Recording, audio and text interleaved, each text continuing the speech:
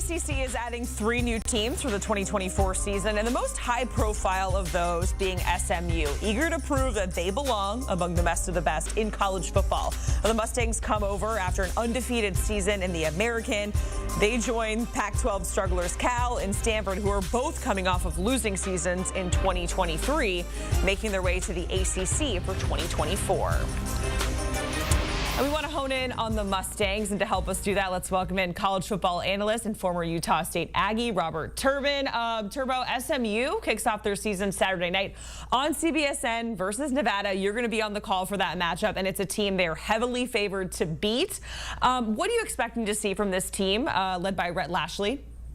Well, they had a lot of success last season, and they're looking to ride that momentum heading into this year. The institution is really excited about being back into a power conference. Last time they were in power conference, long time ago, even before I was born, in the Southwestern Conference. And they really believe that they can be a dark horse team in the ACC this season. But they're going to have to put on a show on Saturday in Nevada. It's not going to be easy. Nevada's a team up and coming. They got some rebuilding going on right now, but certainly a team that feels like they can have a positive season this year as well. But I expect high-profile offense from SMU and a dominant defense, especially amongst that defensive line against Nevada this Saturday. Let's talk about the quarterbacks, because Lashley named QB Preston Stone as the starter, but it's going to be backup Kevin Jennings, who's expected to play against the Wolfpack. How do you feel about Stone leading the way here for week 0 and just the state of the QB room overall? Well, Preston Strong had a great season last year. He's 10-2 as a starter. He threw for over 3,000 yards, 28 touchdowns. The best part about his game is really his efficiency, 60% from the field, throwing the football, but only 6 interceptions last season as well. So he does a great job taking care of the football.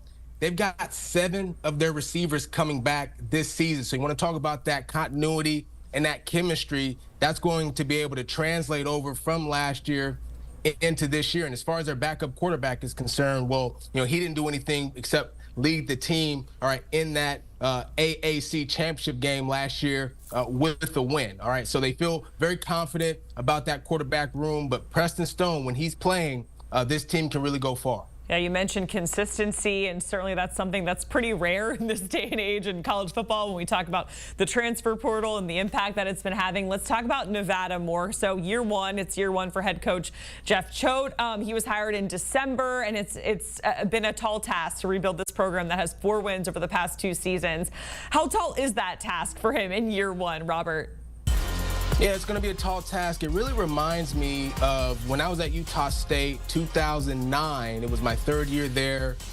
Utah State hired Coach Anderson, who had previously been the defensive coordinator at University of Utah, coming off a huge win in the Sugar Bowl against Alabama. So Jeff Choate comes over from Texas, defensive coordinator.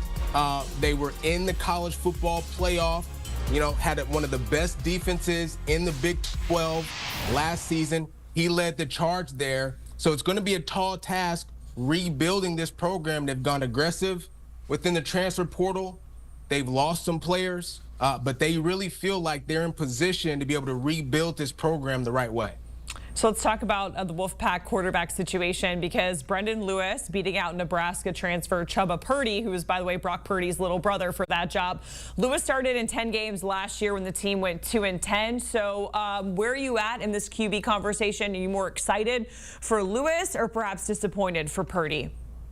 No, I'm excited for Lewis. I mean, he came in as the favorite to win the job at training camp. Nothing against Chubba Purdy. He's dealing with a shoulder injury right now, which may have played into, him losing this job. But Coach Choate was really impressed with Lewis, his elevation as far as leadership. He would be in meetings by himself, with teammates, watching tape, in between practices, after walkthroughs. I mean, he was putting in the work when nobody was watching, and it really sat well with not only Coach Choate, but the rest of the coaching staff. He really embraced this leadership position as far as being the starting quarterback, which gave Coach Choate the confidence, all right, to name him as the starter. One of the things that he really improved on during training camp was, 1, his decision-making, particularly in the red zone, and that was something that they really struggled with Nevada last season. All right, a lot of interceptions for this offense. All right, the decision-making was huge. All right, no interceptions against the defense during training camp. That's unheard of.